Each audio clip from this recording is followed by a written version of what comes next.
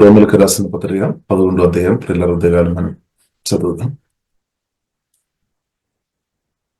అలాగిన ఎడల నేను అడుగున్నదేమనగా, దేవుడు తన ప్రజలను విసరించేనా? అట్లన రాదు.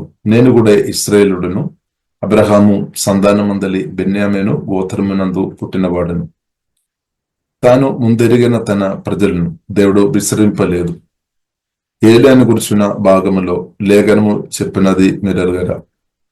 ప్రభువా, వారు నీ ప్రవక్తలను చంపరి, నీ బలిపీఠములను పడగొట్టరు, నేనొక్కడనే మిగిలి ఉన్నాను, నా ప్రాణం తీర్చుచున్నారు అని ఇశ్రాయేలునకు విరోధముగా దేవుని ఎదుట అతడు బాధించున్నాడు.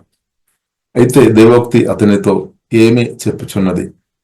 బయలుకు మోకాలు ఊనని 7,000 మంది పురుషులను నేను శేషముగా నుంచుకొని ఉన్నాను.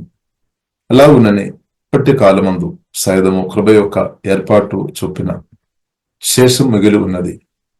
ఇది కృప చేతనైన ఎడల ఇంకను క్రియలు మూలమైనది కాదు, కాని ఎడల కృప ఇంకను కృప కాకపోవును.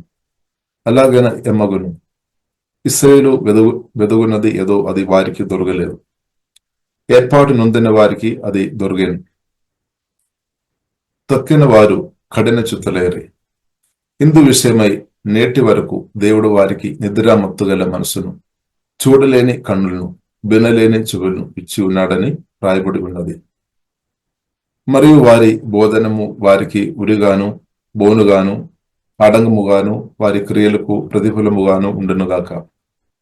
వారు చూడకుండునట్లు వారి కన్నులకు చీకటి కమ్మునుగాక. వారి బిప్పును ఎల్లప్పుడూ వంగి పోయినట్లు చేయము అని దావీదు చెప్పుచున్నాడు. కాబట్టి నేను అడుగున్నది ఏమనగా, వారు పడిపోనట్లుగా తొట్టిల్లరా? అట్లని రాదు. వారికి రోషం పుట్టించుటకై వారి పాటు వలన అన్ని జనులకు రక్షణ కలిగేను. వారి త్రోట్టుపాటు లోకమునకు ఐశ్వర్యమును, వారి క్షీణ దశ అన్ని జనులకు ఐశ్వర్యమును ఆయన ఎడల వారి పరిపూర్ణత ఎంత ఎక్కువగా ఐశ్వర్యకరమగును. అన్ని జనులకు మీతో నేను మాట్లాడుచున్నాను. నేను అన్ని జనులకు అపోస్తుడనై ఉన్నాను గనుక ఏ విధమునైనను నా రక్త సంబంధాలకు రోషం పుట్టించి పరలోక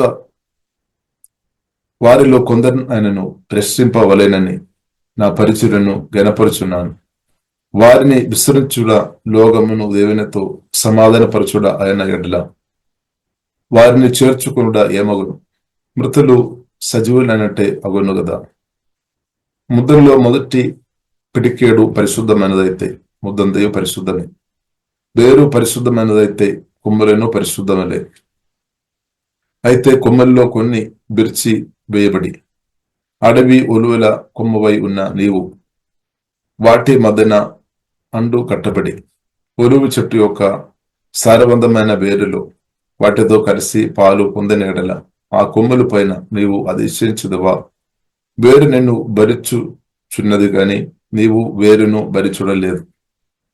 అందుకు నేను అండు కట్టబడు నిమిత్తము కొమ్మలు బిరిచి వేయబడినవని నీవు చెప్పదు. మంచిది, వారు అవిశ్వాసం నుండి బిరిచి వేయబడి, నీవైతే విశ్వాసం బట్టి నిలిచి ఉన్నావు.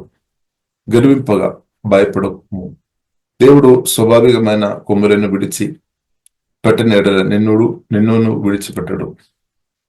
కాబట్టి దేవుని అనుగ్రహమును కాఠిన్యమును అనగా పడిపోయిన వారి మీదే కాఠిన్యమును నీవు ప్రాప్తుడవై నిలిచి ఉన్న ఎడల నీ మీద ఉన్న దేవుని అనుగ్రహమును చూడుము.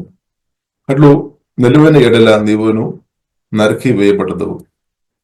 వారును తమ అవిశ్వాసములో నిలువకపోయిన ఎడల అండుకట్టబడదురు. దేవుడు వారిని మరలా అండుకట్టుటకు శక్తి గలవాడు. ఎట్లనగా నీవు స్వాభావికమైన అడవి ఒలువ చెట్టు నుండి కోయబడి స్వభావ విరుద్ధముగా మంచి ఒలువ చెట్టున అండుకట్టబడిన ఎడల స్వాభావికమైన కొమ్మెలకు వారు మరి నిశ్చయముగా తమ సొంత ఒలువ చెట్టున అండుకట్టబడరా? సహోదరులారా, మీ దృష్టికి మీరే బుద్ధిమంతులమని అనుకోనకుంటున్నట్లు ఈ మర్మమును మీరు తెలుసుకోన కోరుచున్నాను. అదేమనగా అన్యజనులు ప్రవేశము సంపూర్ణమగు వరకు ఇశ్రాయేలుకు కఠిన మనసు కొందమట్టుకు కలిగాను. వారు ప్రవేశించినప్పుడు విమోచకుడు సియోనులో నుండి వచ్చి యాకోబులో నుండి భక్తిహీనతను తొలగించును. నేను వారి పాపములను పరిహరించినప్పుడు నా వలన వారికి కలుగు నిబంధన ఇది అని రాయబడినట్టు ఇశ్రాయేలు జనులందరూ రక్షింపబడదురు. సువార్త విషయమైతే వారు మిమ్మల్ని బట్టి శత్రువులు గాని, ఏర్పాటు విషయమైతే పితరులను బట్టి ప్రియులై ఉన్నారు. ఏలైనగా దేవుడు తన కృపావరముల విషయములోను పిలుపు విషయములోను పశ్చాత్తాపపడడు. మీరు గతకాలమందు దేవునికి అవిధేయులై ఉండి ఇప్పుడు వారి అవిధేయతను బట్టి కరుణింపబడ్డది. అటువలనే మీ ఎడల చూపబడిన కరుణను బట్టి వారును ఇప్పుడు కరుణ పొందు నిమిత్తము ఇప్పుడు వారు అవిధేయులై ఉన్నారు. అందరి ఎడల కరుణ చూపవలని దేవుడు అందరినీ అవిధేయత స్థితిలో మూసివేసి బంధించున్నాడు. ఆహా, దేవుని బుద్ధి జ్ఞానములు బాహుళ్యము ఎంతో గంభీరము. ఆయన తీర్పులు శోధింపనెందో అశక్యములు, ఆయన మార్గములు ఎంతో అగమ్యములు. ప్రభు మనస్సును పెరిగిన వాడెవడు? ఆయనకు ఆలోచన చెప్పిన వాడెవడు? ముందుగా ఆయనకిచ్చి ప్రతిఫలం పొందగలవాడెవడు? ఆయన మూలమునను ఆయన ద్వారాను ఆయన నిమిత్తమును సమస్తము కలిగి ఉన్నవి. యుగ మూల వరకు ఆయనకు మహిమ కలుగునగాక. ఆమేన్. ఆమేన్. దేవునికి వందనాలు. Romans chapter 11.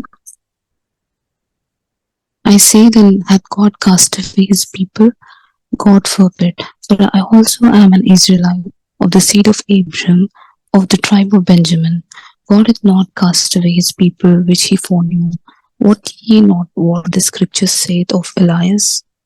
How he maketh intercession to God against Israel, saying, Lord, they have killed thy prophets and digged down thine altars, and I am left alone, and they seek my life. But what saith the answer of God unto him? I have reserved to myself 7,000 men who have not bowed the knee to the image of Baal. Even so then, at this present time also there is a remnant according to the election of grace. And if by grace, then is it no more of works? Otherwise grace is no more grace. But if it be of works, then is it not no more grace? Otherwise work is no more work. What then?